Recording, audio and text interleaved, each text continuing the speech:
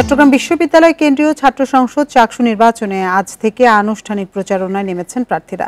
এর আগে সকালে ২৬টি পদের বিপরীতে মোট ৪১৫ জন প্রার্থীর চূড়ান্ত তালিকা প্রকাশ করে নির্বাচন কমিশন।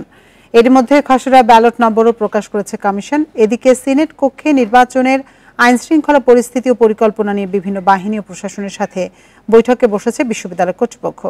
এদিকে তালিকা প্রকাশের পর আনুষ্ঠানিক প্রচারণায় নামেন প্রার্থীরা। এ সময় নানা প্রতিশ্রুতি দিয়ে ভোটারদের কাছে ভোট চাওয়ার পাশাপাশি ইশতেহারে কোন কোন বিষয় অন্তর্ভুক্ত করা যায় সে বিষয়েও মতামত দেন প্রার্থীরা।